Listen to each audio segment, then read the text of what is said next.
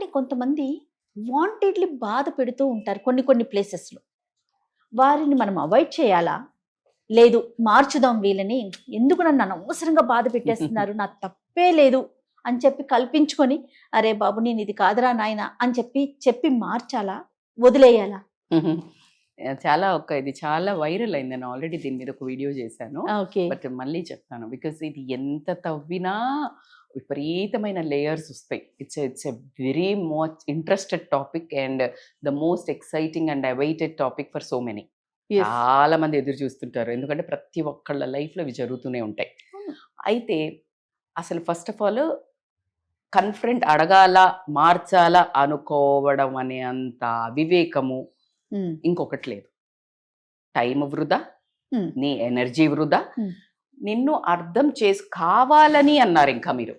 ఇప్పుడు కావాలని చేసేవాడికి నువ్వేం చెప్తే మారుతాడు? వాంటెడ్లీ చేసేవాళ్ళు మారరు. అసలు ఇంపాసిబుల్.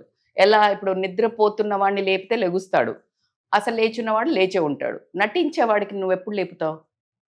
లేపగలుగుతావా? లేదే లేదు. అలాగే వీళ్ళు వాంటెడ్గా చేసినప్పుడు it's purely your wastage of energy and time. So నువ్వు వాళ్ళు చేసేదానికి ఒకవేళ నువ్వు హర్ట్ అయ్యి బాధపడి రియాక్ట్ అయితే ఇక్కడ మిషన్ సక్సెస్ అయింది కదా. వీళ్ళ మిషన్ ఫెయిల్ చేయాలి అంటే నువ్వు బాధపడకూడదు. మిషన్ ఫెయిల్ చేయాల్సిందే. అసలు మిషన్ ఫెయిల్ చేస్తేనే కదా. ఇక్కడ మన ఇప్పుడు తప్పే లేదు. ఎవరికి చెప్తా? ఇప్పుడు నువ్వు తప్పు లేదు, ఓకే, ఎక్స్ప్లెనేషన్ అసలు తప్పు లేదని తెలిసి బాధ పెడుతున్నారు అని అంటే వాళ్ళు కావాలని పెడుతున్నారు. ఇప్పుడు తప్పు లేదు అని అండర్స్టాండ్ చేసి అసలు అర్థం చేసుకునే వాళ్ళు నువ్వు చెప్పపోయినా అర్థం చేసుకుంటారు, అర్థం చేసుకోని వాళ్ళు నువ్వు చెప్పినా అర్థం చేసుకోరు.